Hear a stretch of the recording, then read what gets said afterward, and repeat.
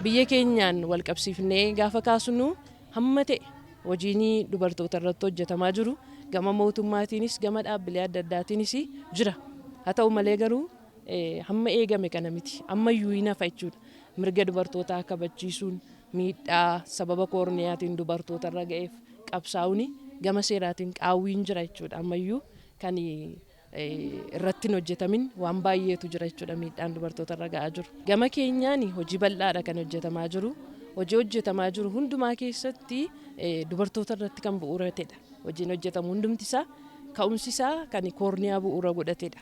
Walumaa galatti gama qonnaatiin bal'inaan hojjetamu malee kan inni irratti xiyyeeffatu 50% dubartoota ta'uu akka qabudha. Hojii hojjetamu hundumaa keessatti haaluma kanaan nusi dubartoota 50%dha kan hirmaachisaa jirru jechuudha. Akkuma karoora keenya irra taa'aa jirutti hirmaachisaadha kan jirru. Hojii garaagaraa keessatti bobba'anii kan duraan hojjetanii hin beekne. Kanaan dura hojii oomisha dammaa keessatti dubartoonni qooda fudhatanii hin beekan.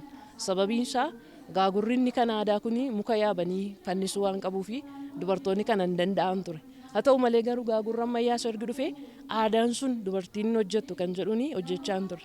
Haa ta'u malee amma garuu gaagura ammayyaa fudhatanii dubartoonni 89 lakkoofsaan ta'anii hojjechaa jiru. Hojii kana keessatti qooda fudhachaa jiru. Maarcheetii guyyaa ayyaana dubartootaa kan addunyaa kana yeroo kabajnu gammachuu guddaadhaan kabajuutu nurra jiraata. Sababiin isaa nuyi akka dhiiraatti waan hundumaa keenyadha. Dubartiin haadha keenyadha, haadha warraa keenyadha. Akkuma kanallee obboleettii keenya daa'ima keenyadha. Sanarraa ka'uudhaan iddoo guddaan kennamuufiitii qaba. Keessattuu hojiilee mana keessatti hojjetaman bal'aansaa kan inni ittiin hojjetamu dubartootadha hin beekna jechuudha. Qabatamaan mana keenyarraas kaasnee hawaasa keessatti hojii hojjetamu yeroo ilaallu miidhaa guddaan kan jiru dubartootarradha. Sanaaf immoo kabaja guyyaa har'aatiin wal qabsiisnes karaa addaatiin kabajnee karaa addaatiinis dubartootaa fi kabaja guddaa laachuutu nurraa eegama kan jedhuun qabachuudha.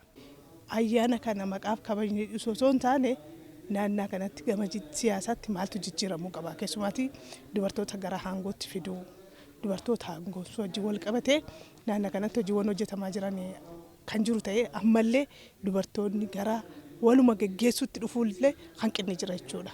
Ofii isaanii sodaachuun ammallee akka kaleessaa kana murteessanii nan danda'a jedhanii dhufuun kun jira. Kanaaf naannoo kanatti dubartoonni akka isaan bahan leenjisuu, barsiisuu, gahumsuutu barbaachisa jechuudha. Maqaaf bara baraan kabajuun gatiin qabu jechuudha. Bara baraan waan kabajne irraa jijjiirama maaltu mul'ateera, maaltu dhufeera. Gama siyaasaatiin meeqatu garaan geggeessummaatti dhufee, gama dinagdeetiin dubartoota meeqatu ba'ee, keessumaa carraan dubartoonni keenya gara investimentiitti dhufu hin qabnu yaraadha jechuudha. Naannoo kanatti hojjechuun akka barbaachisu. Kanaafiyyuu ani carraa amma arganne kanaatiin dubartoonni keenya gama carraa misooma adda addaa ba'ee kana keessatti inisheetiivoota mootummaan gadi buuse kana keessatti fayyadamanii carraa hojii dhabdummaa bal'aa jiru kana keessatti illee keessatti ijaaramanii dubartoonni keenya dinagdeen ijaaramanii abbaa qabeenyaatti fiduuf hojjechuu qaba. Gama kanatti har'a kabajne malee hojii guddaan irratti hojjechuu qaba. Akka nu eeggatuuf akka hojjechuu qabnudha. Kana jechuu barbaadu guyyaa kabaja ayyaana kanaan wal qabatan ulfaata. Ayyaana kana har'a akkuma argaa jirtan kabajaa jirra. Ayyaana harmootii keenyaadha. Garuu ayyaana kana waggaatti eeggannee duwwaa kabajuu duwwaatu hin ta'ini, kabaja duwwaatu hin ta'ini, eeggannoo obbolaa keenyaaf, eeggannoo ijoollee keenyaaf, harmootii keenyaaf taasifamuu qabu hojiitti jijjiiruu irratti xiyyeeffannaa godhameetu itti adeemuu jira jechuudha.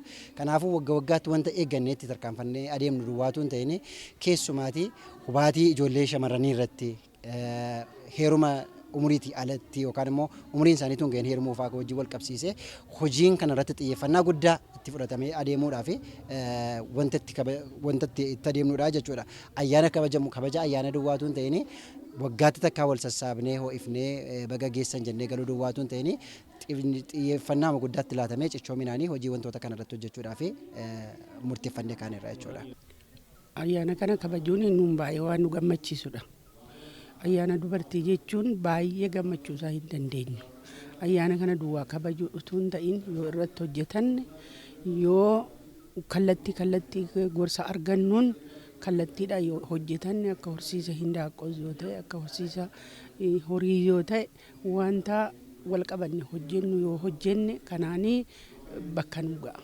Kana duwwaa malee addana dhaabannee kabajnuun, addana dhaabannee walitti dachaanii galuu waa'ee hin baasu.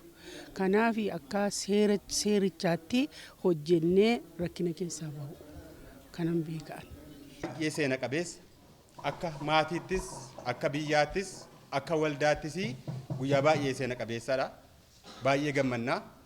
Dhugaadhaa harmootiin keenya ga'ee guddaa qabu. Jireenya keenya irraa ka'ee guyyaa guyyaatti wanta nu goonu hundumaa irratti ga'ee guddaa qabu. Akka seenaatti yoo ilaalle namoota akka Asteer Gannoofaa jira. Namoota naannoo kanaa maqaa adda addaa baasee hamma har'aatti seenaadhaan beekamanii jiran. Akka wangeelaatti yoo ilaalle namootuma akka Asteer sanafaa jira. Namoota seenaa jijjiiran. Kanaafuu baay'ee guyyaa nuti tolu, guyyaa baay'ee gammannuudha. Kanarraan kan ka'e har'a akka dhaabbata keenyaatti, akka FH'tti guyyaan kun guyyaa kabajamaa, guyyaa akka addunyaatti baay'ee rikooginaayizdii ta'u, akka dhaabbataatti baay'ee rikooginaayizdii ta'u waan ta'eedhaafi akka haala ho'aadhaan kabajuudhaaf sagantaan kun seeraan banamuusaa isinitti ibsaa ulfaadha. Siyaasa biyyaa keessatti dubartoonni misooma biyyaa keessatti walakkaa uummata biyyichaas olis waan ta'aniif yeroo dubartii misoomarraa achi ittisnee kan mana keessaa kan gola keessaa duwwaadha kan keettiin jechaa turreef har'a gaafa misoomatti finnee obbukkee beeksisnee hojjechiifne jijjiiramni misoomaaf nageenya keessatti dhufaa jiru jijjiirama guddaa akka ta'e namni hunduu hubachuu danda'u dura jiraata. Guyyaa har'aas akka biyyaatti yeroo 114ffaa akka addunyaatti yeroo 114ffaa akka biyyaatti immoo yeroo 49ffaaf mootoo mirga walqixxummaa gahoomina dubartoota hundaaf jedhuun kabajaa kan jirrudha.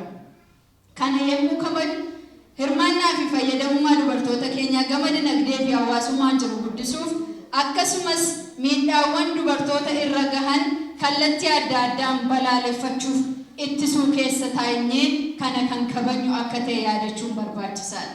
Mirgaaf nageenyi dubartoota keenyaa eeguun hirmaannaa fi fayyadamummaa isaan gama hundaan qaban sana mirkaneessuun ga'ee qooda fudhattoota keenya guyyaa har'aa akka ta'e ibsuun barbaada.